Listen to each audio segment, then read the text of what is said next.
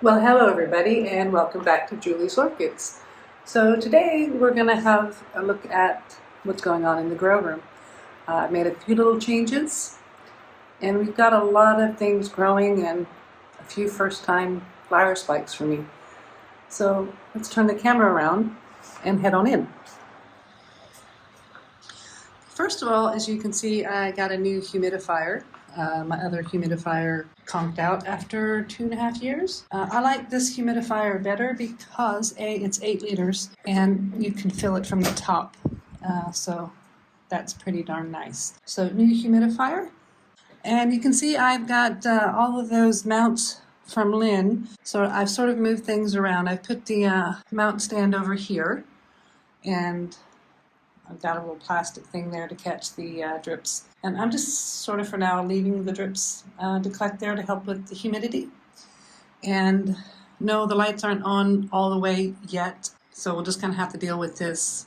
The lights come on at 11:30 Perth time. It's about 9:30 in the morning Perth time. I'm filming this now while I have a chance to film because I got a letter from Western Power stating that sometime today between 8 and 5 they're going to cut the power to my suburb because they're doing some maintenance. So we're going to get the videoing done while we have electricity. I can't say that I'm super thrilled with Western Power's decision to do that kind of maintenance today. As you guys know, we've been having a hot spell here in Western Australia, and we've been having a lot of bushfires. We had a bit of a reprieve from the heat yesterday, but the heat's back with a vengeance already today, and they've got the one bushfire that was between me and my work. They've got that controlled, contained but not put out. And then there's been a couple more started. So just kind of looking through the mount stand at all the new little ones we've got from Lynn. And I'm really quite happy with the way this looks. And I've got my Encychia Ivar, or my Encychia gooseneck lamp with a brilliant light bulb sort of shining on the topmost portions there. I'm debating on putting maybe another one here to angle and get in over there, but I don't know yet. So on this sort of shelves, there's not a lot going on this side of the shelving units. This is where most of my babies are at, and my fowls that I did not get from the corner deli. So these would be more my polychilus kind of fowls than my Phenopsis fowls, if that makes any sense. Babies are doing really, really well. It is getting a bit hot in here. And I'm kind of happy to announce that I've got my first miltoniopsis,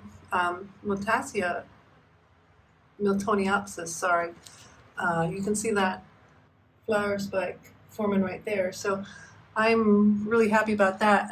Being in Perth, I struggle with miltoniopsis because they are cooler growing orchid, and obviously I live in Western Australia, which is hot and kind of a desert. So you're saying, Julie, you've got your cold growers on top shelf and hot air rises. Yes, I have my cold growers on the top shelf, and I am aware that hot air rises, but if you see right there, that's the air conditioning, and it just sort of blows directly onto that shelf right there.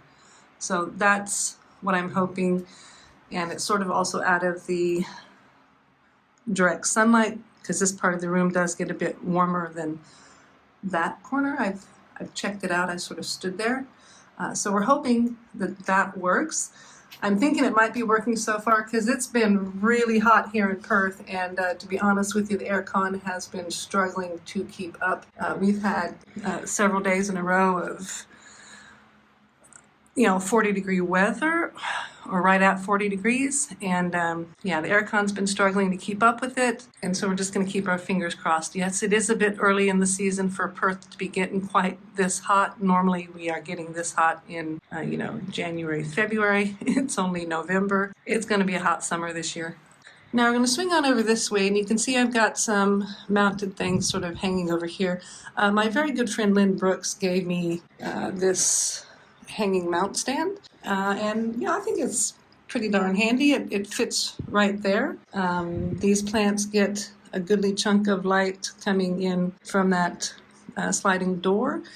It does get very bright for them, but it is indirect light that they get, but it's very bright indirect light. And so far they don't seem to mind. However, we'll see as the rest of the summer progresses along. I've moved the big frags out of the room here and I put them back into the living room because I just like the green in there. Now down here are some of my last few orchids that are in bark. I kind of missed the mark on these when they were doing their new growth on getting them into pumice, so we'll have to wait for that. But I've got almost everything else into pumice. Jewel orchids are coming along quite nicely. Got our frags over here, down to our paths. Now I've got Idiatiae putting out another flower spike for me. I'm real happy about that because that little path has got some just beautiful, beautiful flowers on it. And let's have a look down here.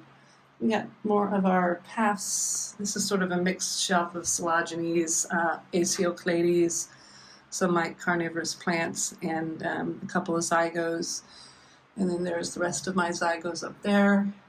Here's my Cattleya, Laelia, Brassivolas, sort of mixed shelf there. And here's my mixed shelf of Angraecums, Irides, and Ascocentrums. I've gotten a couple of Gemelias. Got two of the same kind of Gemelia. This one's a little further along than the other. I'm liking those quite well. We're starting in on our Dendrobiums down here. Got our smaller Dendrobiums and our larger Dendrobiums right on through these areas. And here's my Bifernarias. That is a Thumia, Chinese ground orchid. And my Colis stylus, I've got Flaccata and Parkinsonianum. And you can see Colis stylus Parkinsonianum is blooming for the first time for me. And these have been in bloom actually for quite a while, and pretty happy with them. They're just gorgeous, absolutely gorgeous blooms. And now we'll move up a shelf. This is my Encychia shelf, and boy, Encychlias or Prostechlias are just representing with the flowers today. There's Prostechlia cochleata, Encychia lancifolia, and my Encychia bee's knees is still going strong, and it smells quite lovely in here with all these Encychlias in bloom. The maternity ward is not molding. One of the flasks of my selfing of that did mold, but I've got one more selfing right here, and these three are this one, Encychia or Prostechlia cochleata, and that is crossed with Prostechlia alata, and I'm getting my first flower spike on alata. This is the splitting of the parent plant of these that my friend Jane pollinated my Encychia with, and then was very kind to give me a chunk of the plant that the parent was from there. Really happy with that one. So we're just waiting on these things to see if we get germination. It's been a couple weeks, and I can't say that I see anything going on in there, but it could take a long time. So this is stuff where you're in it for the long haul. Now we'll come up to, this is our general Oncidium shelf. Got this one. This was in flower a while ago, and then it's branched off and is putting out more flowers. So yeah, don't cut your spikes until they all start to get really woody, because they do respike. Now, something I'm very, very happy about is this Brassia Shilob Okika. Now, this is my first flowering spike with this one, and very happy here. And then the absolute crown jewel of what's going on in Julie's grow room today is my Psychopsis. Now, I bought this Psychopsis with that flower spike, which is making a new flower. And now we can say that I'm growing my own first flower spike. So my Encychia is getting ready to have 2 flower spikes shooting off of it. And yeah, I'm beyond tickled with that one. All right, now we're going to wander down the hallway and have a look in the lounge room. Now I've been letting the robot vacuum run its thing, so the bar stools for the dining room table are up and out of the way. But the big frags are coming along quite nicely. We got a few of our corner Deli No ID fowls still in bloom. Pretty little yellow one. This one is really starting to fade. You can tell by looking at petals and the sepals. They're getting to be much more veiny and less sparkly than they were beforehand, but still beautiful nonetheless. Kate over here has lost all the flowers off this flower spike, but we still got some pretty ones going on right there. And now let's come down to here, because this is where we've got a few more first time things going on for me. Now, went to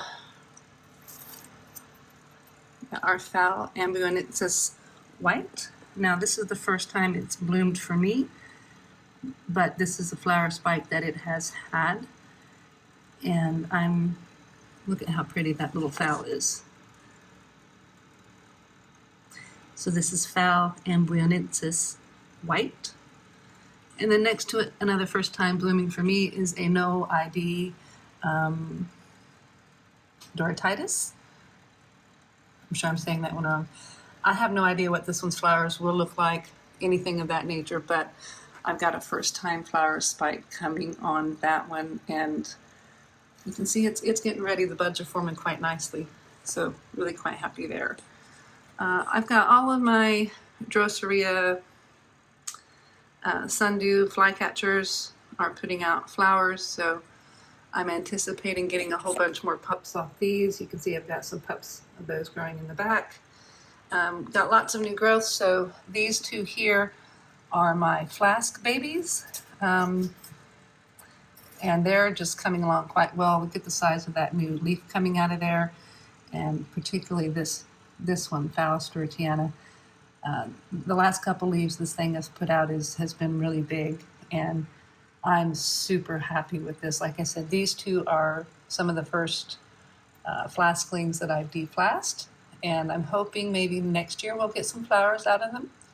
And I'm saying I hope maybe next year we'll get some flowers out of them because our wrongly labeled Phenopsis afrodite, which is actually a fowl equestris variety Leucopsis, is only like 2 years out of flask. It flowered last year, and it's putting up another little flower spike this year. So whatever this little one actually is, because we can't call it anything, it was wrongly labeled when I got it, so it's technically a no ID, but it is supposed to be a species, and I think it's equestris variety Leucopsis. This thing is turning into quite the regular little flower for me, and yeah, never complain about that.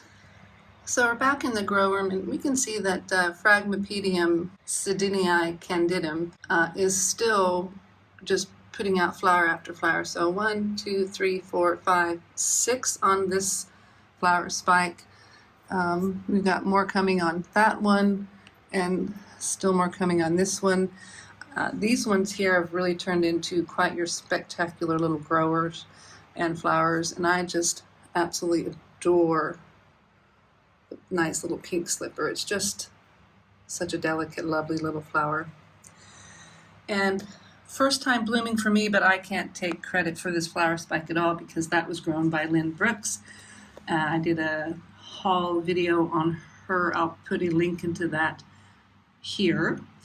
But Lynn is moving countries and is liquidating her orchids out because she can't take them out of the country. And I bought a whole bunch of them from her, and she said, I want to see this one in flower. She's never seen it in flower. And so she gave it to me in spike with buds already forming, and now they've opened. Now this is Phenopsis Yukon Black Snake number 17 by Llewellyn Bluebird Dark Blue Flat. And she got this at our local orchid nursery, Orchid Up. And these are just really quite beautiful little flowers. Well, there you go. If you liked the video, please give me a thumbs up. A subscribe would be great.